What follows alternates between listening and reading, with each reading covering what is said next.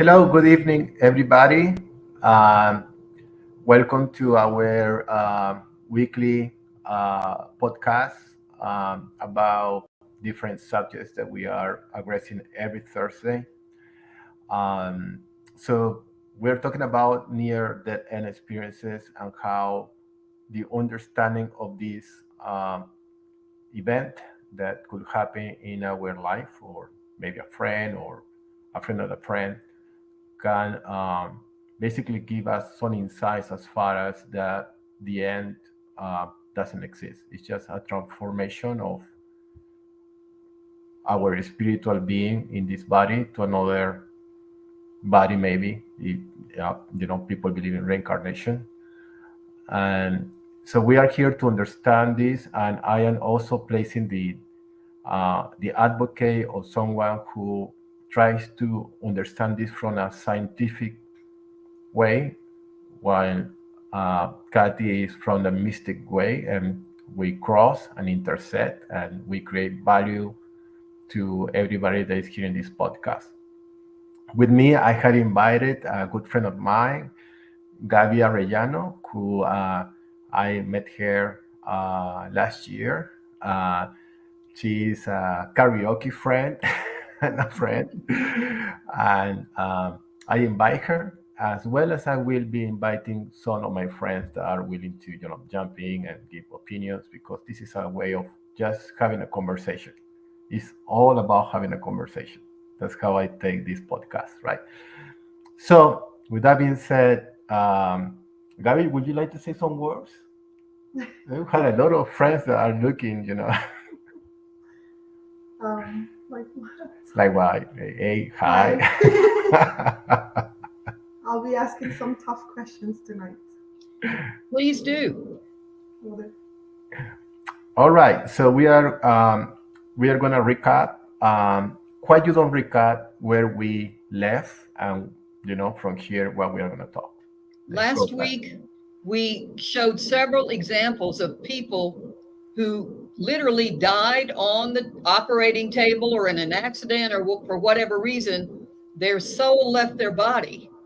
Many times they saw themselves hovering over their body. They actually, if they were in surgery, saw the doctors working on their body, floating above, and then they were whooshed down a tunnel and they went home to the other side.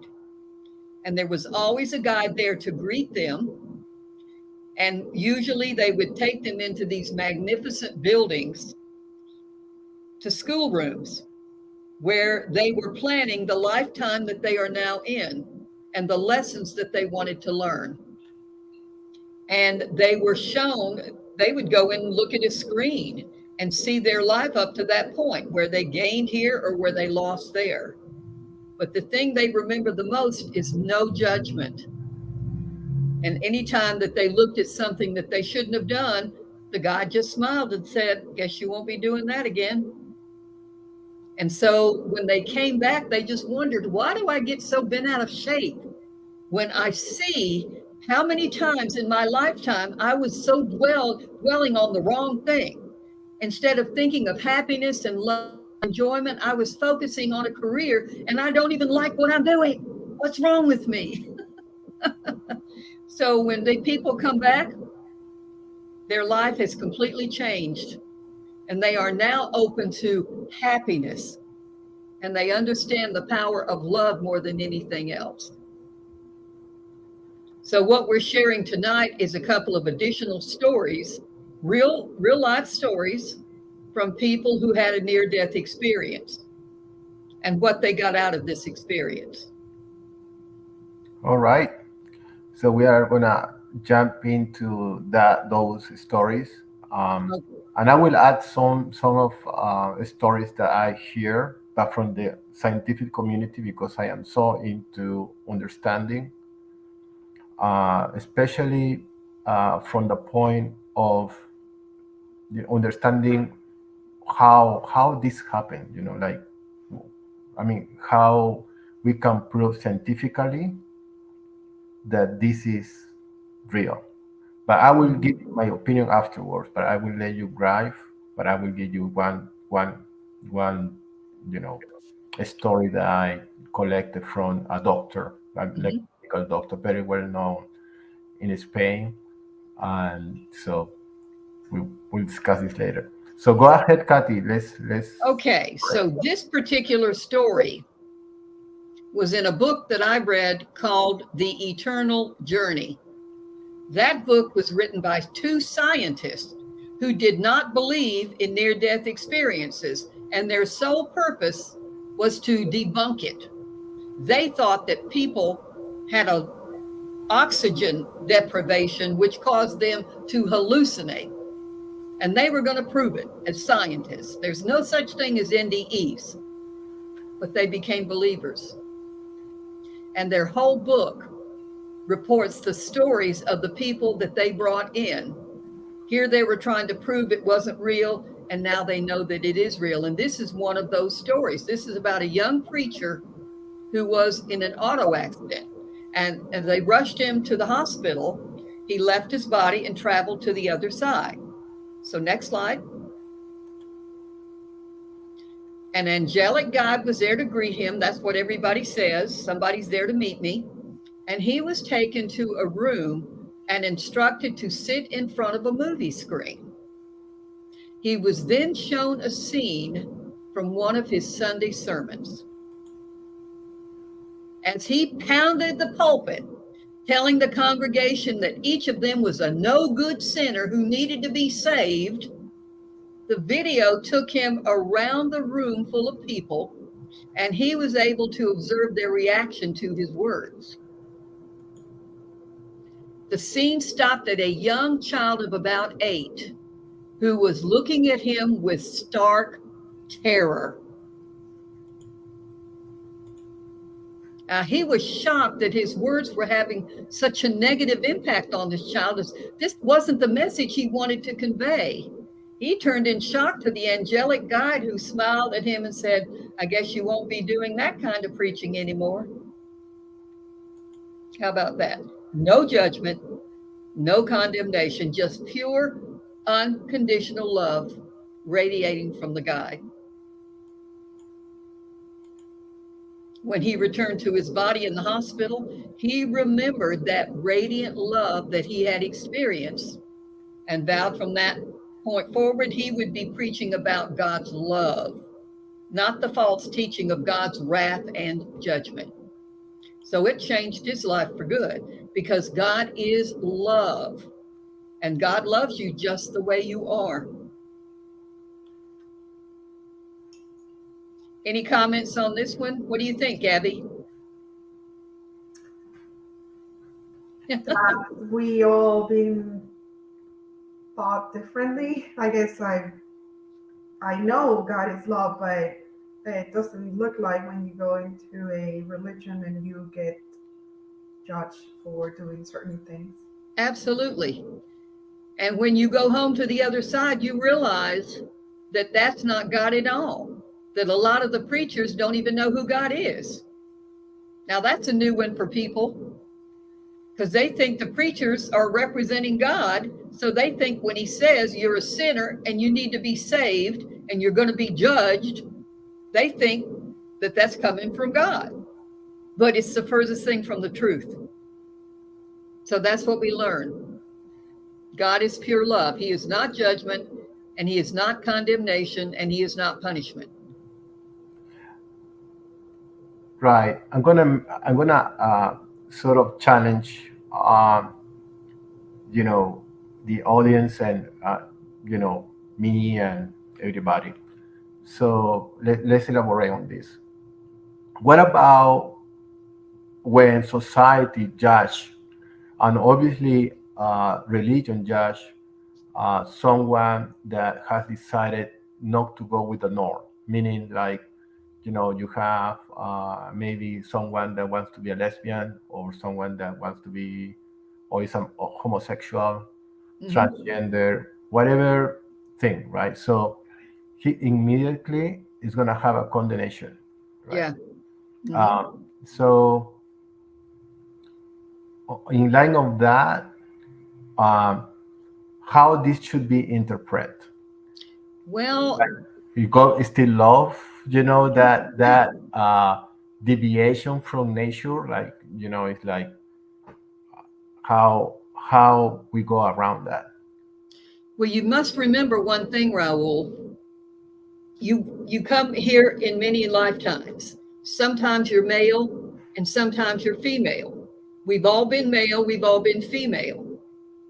And when we come back, sometimes from what I have read through the spiritual books, a person who has gone on, he's transcended, and now he's planning his next lifetime. And he may have been a male in that lifetime, but now he wants to be a woman for the lessons he wants to learn. And he may have come back before he was adjusted. So this body, this vehicle that he gets around in, might be a male body, but he looks at the person with the eyes of love. And this person happens to also be a male. Could have been in another lifetime they were actually married or something. God doesn't care. Love is love. As far as God is concerned, if two people want to come together in love, how can that be bad? How can love ever be bad? But for a lot of people, if they feel uncomfortable with the status quo, got to be a man and a woman. Can't be a man and a man, can't be a woman and a woman. That's evil. That's wrong. Because they're afraid. But God sees the love, and that's the only thing he ever sees.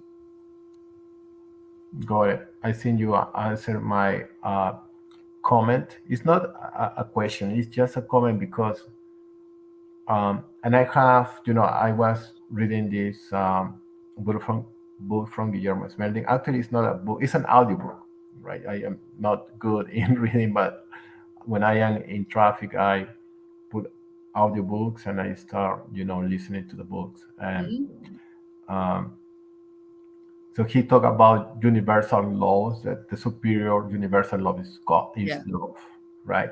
And from that, you go to lower layers of understanding.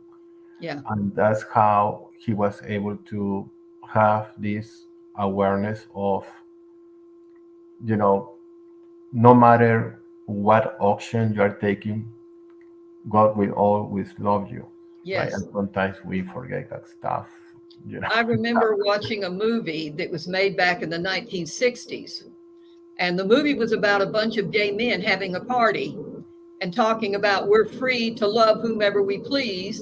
And they were dancing around and everybody was happy. But at the end of the movie, this man looked right in the camera and said, then why do we hate ourselves so badly?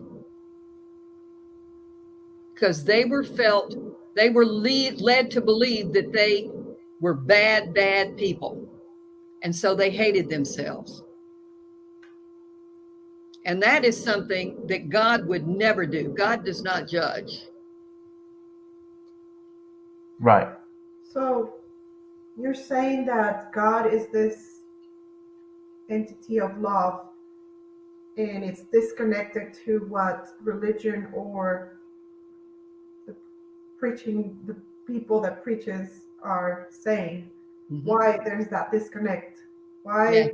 Why is God something and we don't see it here? And my second question is why it sounds like a mistake. I was probably a male before and then I'm now on a female body. That sounds like a mistake. Like I was put in the wrong body or something. Why would No, that? you chose the body to be here now, whether it's male or female, but now you're a female, but you could have been a male in your previous lifetime. And you brought forth those characteristics from that lifetime. Sometimes it happens. And it's okay.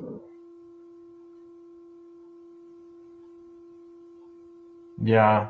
Somebody told me something very interesting. Like there are souls or spirits before coming to planet Earth that they just, volunteer to take some challenges. Like, I want to just live for 10 years and then I want to come back, you Yeah. know.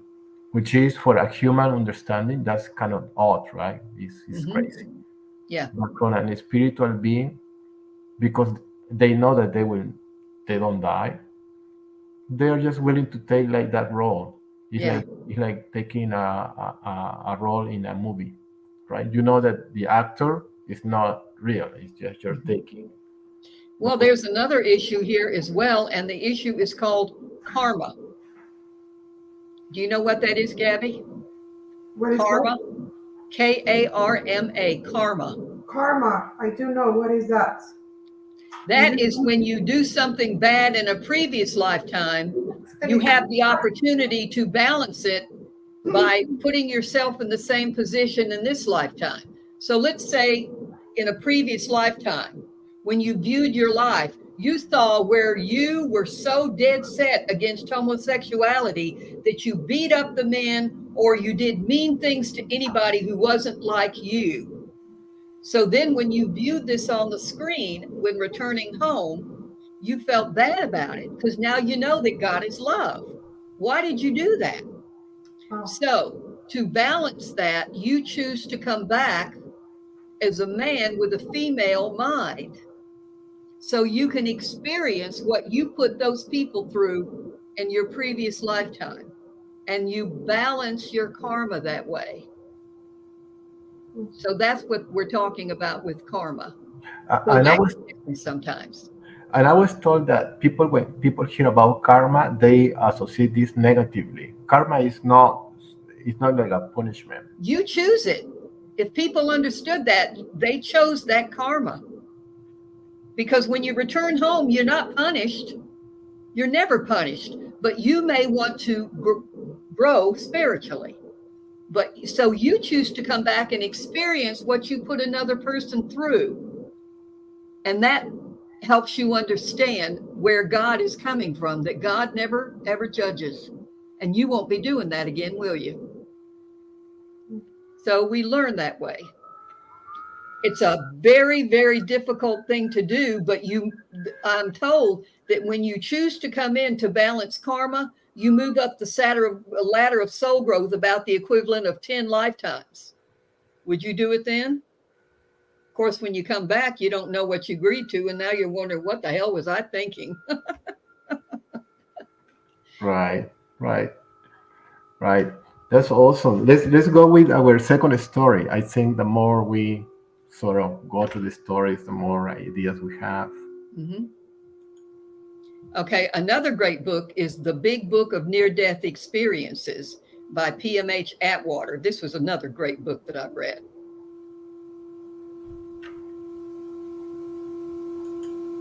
Now, fascinating reading. She spent years researching stories of people who had near-death experiences after she herself had one. It was shocking and sad to read stories of small children who had this experience and were ridiculed by their family and friends and even beaten by their parents and told to keep their mouth shut. You know why they did that, don't you? Fear. Because they don't understand. In one story, a young boy returned to tell stories of magnificent angels who greeted him and told him they would now be protecting him. His story created so much anger and fear in the church congregation he and his family attended that a group from church showed up at their house and ordered him to cease his demonic stories. Demonic about angels? How can that be demonic? Or the family would be banned from the church. Fear-based. Now, it is believed that people who have these experiences come back to share their wonderful stories to give you hope. And they can now confirm that there is a heaven and there are angels. They all express joy at the unconditional love that they felt. Really beautiful. So let's stop there. Um, so you say angels, and so how we can define what is an angel? Is it, like if we have good angels and bad angels? Only good. Okay. So what's the I mean, how we can prove that there are angels? Well, my experience when I was 4 years old and two men tried to abduct me. And when one of them reached down to grab me, he stopped and looked up at something really big over my head. And then he took off into the car and tore out of the parking lot. And I'm left standing there looking around. And I said, is somebody there? I don't see anybody. And that's when a voice spoke to me and said, I am Darius, your guardian angel. I will always protect you. So I happen to know for a fact that I have a guardian angel. And anybody can learn the name of their guardian angel if they want to. I was told that each of us, each human has a guardian angel. Yes. We actually have more than one, to be honest. Yeah, so that's another topic for discussion, because we have like seraphims, we have archangels, angels, and so on, and many categorizations of Yes. eternal, I call it eternal spiritual beings. Yes. So yeah, that's interesting. Yeah. Now, another example of an MDA relates to forgiveness. As hard as it is for those who are victims of abuse to accept, their toughest lesson here on planet Earth is forgiveness. One man now in his 70s who was sexually abused as a child by a member of his family admits that it has affected his whole life, which he sheepishly admits has been a life of strife, anger, and tribulation. Last year, he had a heart attack and he ended up having a near-death experience. When he went home, he was gently guided to review his life challenges that he created before incarnating into planet Earth, and was shocked to see that being sexually abused as a child was something he had written into his script. Imagine that. Okay, again, for a human, that is crazy. Mm-hmm. Who will love to be abused sexually? Well, we're going to find out with the next slide. When he asked why he would have done that, his wonderful, loving guides explained that he wanted to learn true forgiveness, forgiveness that came from something that was an unforgivable act. Imagine that. Now, they explained to him that forgiving this person doesn't condone the act of abuse, but the key is to see that soul as pure and perfect, the way God sees him, and to forgive him for his actions. It was revealed to him that the relative who sexually abused him had also been sexually abused when he was a child, something that happens quite often. Now, I coach a lot of people, Raul, and I've coached quite a few people, women who have been sexually abused when they were children. And it affects them in every aspect of their life as an adult. And when we take them back to that time with forgiveness, it's always difficult for them to forgive. But when I tell them, do a little research, and I bet you're going to find that this person was also sexually abused. You can forgive him because you're not condoning what he did. You're understanding why it happened. Just like if somebody physically abuses, normally they also were physically abused as a child. They carry it forward. So you understand why it happened. That's what you're forgiving. You're letting that go. You have a question, Gabby? So what happened when you don't learn the lesson? Let's say this, for example, what if I don't learn forgiveness? What if I live that life miserably because I never forgave and just gave up on life, and my life was totally different from what it could have been? Then what? It's okay. And when you go back home and you review your life and you see this lack of unforgiveness, and they say, you don't have to stop here, Gabby. You can always try again. There's always an opportunity to try again. Not everybody, I bet of all the lessons that we wanted to learn, I bet none of us even learns half of the lessons. And that's okay too. There is never any judgment.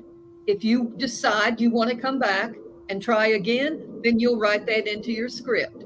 Or you could choose to stay home on the other side. You can still grow spiritually. It may take you a little longer, but it doesn't matter to God. There's no race, and it is your choice. And just to add a comment, there are people that make mistakes, right? And they don't want to forgive themselves too. Yeah. And then they decide to commit suicide, Mm-hmm. right? And they kill themselves, and then the church said, well, if you commit suicide, then you're going to hell. Yeah. You're gonna be with the devil, right? Because you commit suicide, you don't want Yeah. to face the circumstance, and you decided, well, I'm gonna end my life. My life is not worthy to live, right? Somebody asked me that. Uh, what happened with that spirit? If a person has a serious illness and they are in extreme pain and they choose to take their own life, they will go straight home to the other side. If a person cannot cope with a lesson that they wanted to learn in this lifetime and instead chose to cut their life short, they go through the door and they turn right back around and come right back in. So they've got to come right back in, and this time that maybe they'll learn the lesson. So suicide, because you don't like what's happening in your life, is not going to get you home. It's going to make you come right through the door back into heaven, back into the earth. So I asked, well, I learned that. I wanted to get deeper on that matter, and this is what I got. When you commit suicide, or if somebody commits suicide because they want to face a circumstance, and Yeah. we are not talking about a health issue, it's Right. just maybe depression, or maybe something goes wrong, and then you feel overwhelmed, and then you decide to kill your life because you don't want to deal with the situation. This is like going to college, right? Mm-hmm. And then if you in order to graduate, you need to do all your classes. So you decide to just cut it off. Then in you are gonna revere, or you're gonna reincarnate, but then you will do this again. It's like you were in first grade, you were supposed to graduate, and it was going to take you like maybe 20 more years. Yeah. Then you're coming backwards. So you're gonna Yeah. start That from person where will have to come back. you're gonna start from you where They have to finish from what your they spirit. started, Yeah. So that unfortunately. And how yeah. do I know this? Because people who had attempted suicide and went home to the other side in a near-death experience came back to tell us this is what they were told. Sorry, son, you're going to have to go back. Or if they actually died, they will have to recycle back into a new body and finish what they started. Yeah. Like that. Okay. Amazing. For this particular man, if he could forgive that person who abused him and see him as the innocent, perfect soul that God sees, it would also release this man from his personal self-hatred for what he did. And Raul, I'm going to tell you something. In all of the people that I have coached, the issue of forgiveness comes up a lot. And when I run into somebody who is not able to forgive, I always ask this person, why do you think you deserve this? Why do you think that what happened to you, you actually deserve? What are you talking about? They get very angry and they start yelling and screaming, that's a lie, that's a lie, that's not true. But when I go deeper, they admit on some level they took responsibility for this action. Now, how can a little 5-year-old girl like Louise Hay, who wrote that wonderful book, You Can Heal Your Life, she got cervical cancer, and she was sexually abused at the age of 5. And now she's an adult and she has cervical cancer. So in her prayer and study, she realized that she felt she was to blame, that she did something, that this man did this to her. So what did she do? She attacked her feminine organs. She took the blame. And when she realized how wrong this was, she healed herself of cancer. And she went on to write that fabulous book, You Can Heal Your Life. I'll tell you another story about that. A friend of mine who said, and I quote, I will never, ever, ever, ever, ever, ever forgive my mother. My life was horrible. My mother was an alcoholic. She deserted my brother and me, and we had a terrible lifetime. I'll never forgive her. And I looked at her and I said, but you did the same thing to your children. What do you mean? You're an alcoholic. You abandoned your children. So this is why she so vehemently said she could not forgive her mother.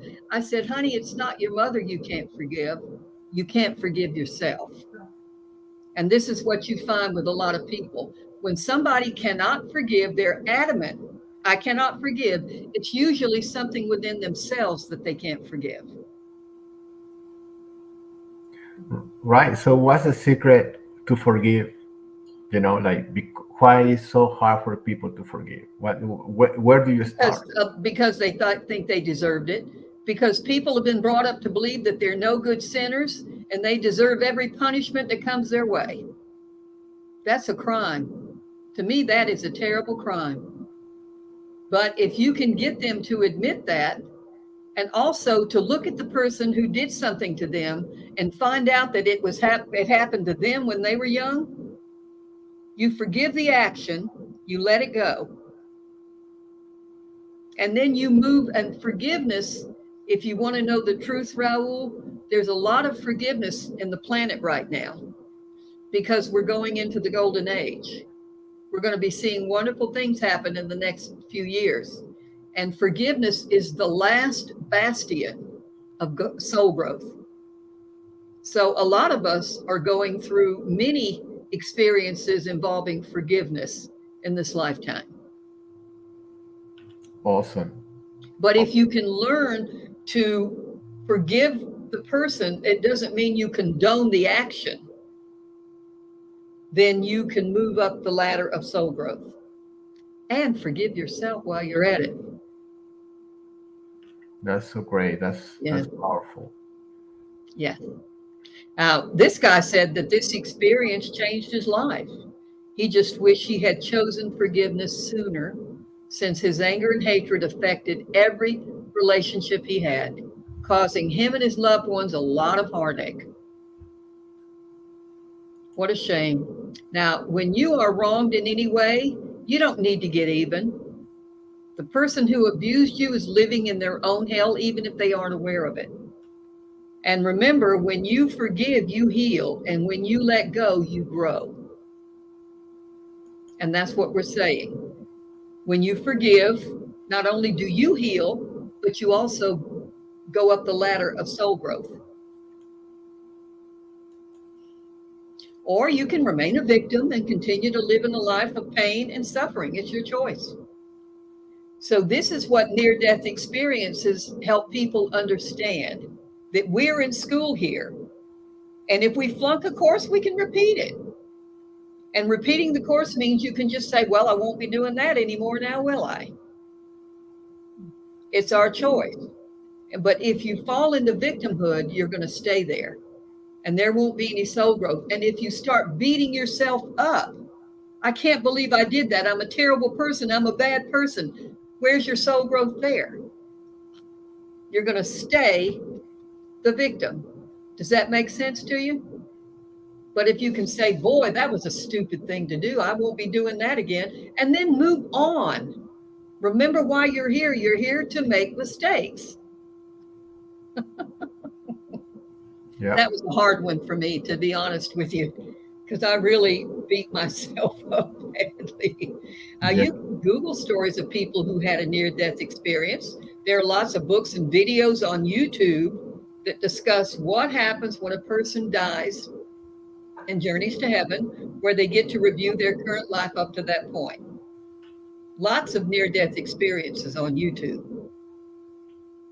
Yeah. I, I, I have analyzed that, and so I will share one that there was a doctor that was working in the ICU unit, very well known doctor, right? And Hmm. he was agnostic. He didn't believe in God.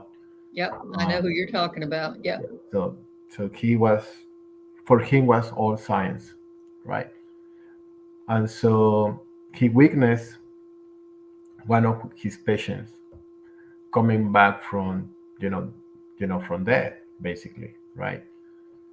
And this person told him, describe exactly what he was doing in the operating room. Because he was floating above, He was floating above, looking down on the doctor. and this person told him that he left and he forgot his pen in the bathroom. Yeah.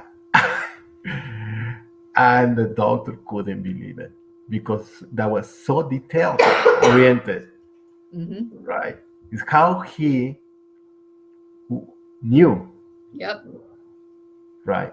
Hmm. And from that starting point, from becoming agnostic, he began to believe. And he started doing research that ignited him because he was in the ICU, right? Yeah. But he was witnessing all of these events. And then he said, well, I have to get to the bottom of this, right? Mhm. And then he requests a meeting with a psychologist. He requests a meeting with uh, someone that is an expert in neurology, and him, right? The three on the table. And he said, well, I have more than 200 patients during my career, and I cannot explain this. Hear me, please, to understand how these people are able to, to tell me those stories about their life when they were uh, a child, because it's like like you said, they were looking at like a movie A screen, screen, and they were like a movie seeing, screen. yeah, they were seeing, Hmm. things that happens in their past, right? Uh-huh. And so um, so the psychologist start, start making uh, some comments. Maybe that was hallucinations. Of course. Yeah, but in order for having hallucinations, um, how is that they were able to remember things in the past? It's like, and he was telling Mhm. like detailed things that happens, right? It's like he come back deep, deep, deep, deep, deep, Uh-huh. and they were clinically dead. The brain didn't work. Yep. So if you are clinically dead, you how is that you are able to process information about things? There's no and then It's the soul that's processing the information. and then The soul has left the body.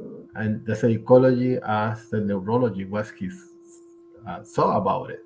Hmm. The neurology said, well, I don't have any explanation, because when you are clinically dead, your brain shut down.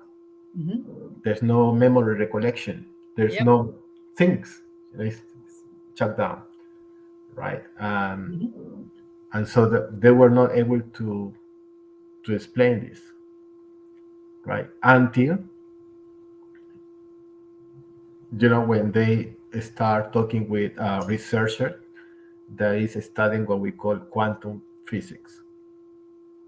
In quantum physics, they basically elaborate that we are energy, right? And when we have these near-death experiences, the energy is like go Mhm. out of the body, but it's still this soul or energy can Mhm. look at things, Mhm. right? And they can come back to your body, right? And Mhm. so that's a domain that is evolving. This is how the quantum physics and quantum mechanics is like trying to resolve all of these things. Yeah, Just wanted to give you some of what I heard, and so it's well, very true.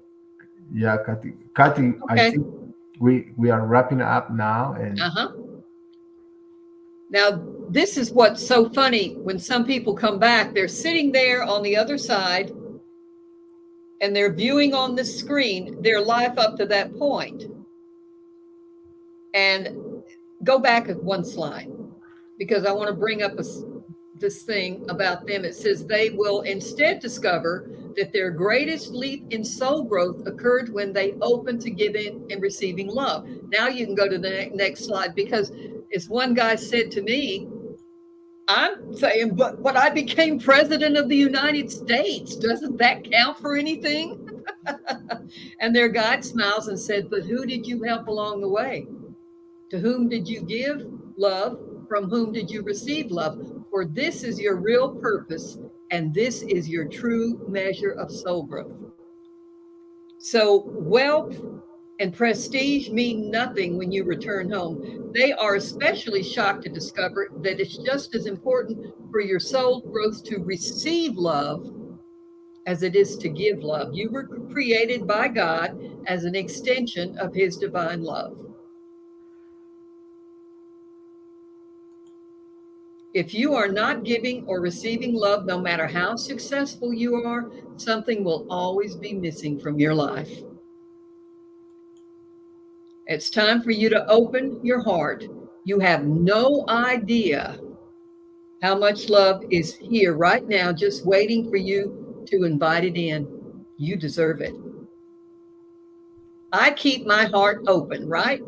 Most people wonder why they are here and wonder what their life purpose is. Mostly they discover that their time here, let's say 80 years, give or take a few years, is just the blink of an eye in eternity. That's it. You are a spiritual, eternal being. You never die. You come here for what seems like a long time, going through lots of struggles and hardships, only to return home and discover you were only gone for a split second. When these souls who experience an NDA return to their body on planet Earth, they shake their head and wonder why they got so stressed out over so many things that didn't really amount to a hill of beans. Most learn to enjoy life and not take things too seriously. And more importantly, they learn not to judge themselves so harshly as everyone tends to do. You are here on planet Earth because here you get to make human mistakes that help you in your soul growth. Apparently, making mistakes is a much quicker way to grow. Souls who experience the near-death experience discovered that they are loved unconditionally. And that discovery is what changes their lives for the better. Makes a difference. wow. All right, so we finished this one. That was awesome, Kathy. I hope it helps some people understand that they're not nearly as bad as they think they are. No matter what they do, God loves the person and not the act. The act, if you choose, will help you in your soul growth, even if it's to say, well, I guess I won't be doing that anymore. Yeah, yeah. Gabby, do you have any questions, comments, remarks? No, this is great. It's great to hear this stuff. It gives some sort of hope, I guess. Yeah. Well, anytime you want to learn more, go on YouTube and listen to some of the people who've had near-death experiences. It will really change your life. Talking about changing, our life. Kathy, we had finished this chapter of near-death end experiences, and so for next Thursdays, I think um, we I would love to give the audience the opportunity to master the powerless to powerful. Um, some sort of uh, courses about it, but maybe we need to brainstorm. But I think that's that. Also, to let you know that we are going live to the officially with the from powerless to powerful YouTube channel, and all of the videos are gonna store there, gonna be stored in that channel, and so that's awesome, right? Mm-hmm. So we are gonna be inviting some more friends. Gabby wants to join us, and I think it's good. You learn something new, right, today. Mm-hmm. So and so we will talk about how we're gonna do it, right? So I just wanted to give that to give you that heads up. Okay, sounds good. Gabby, thanks for joining us. Thank you. Nice meeting you. My pleasure. Call me anytime. Thank you. Thank you. Have a good one. Bye. Take care.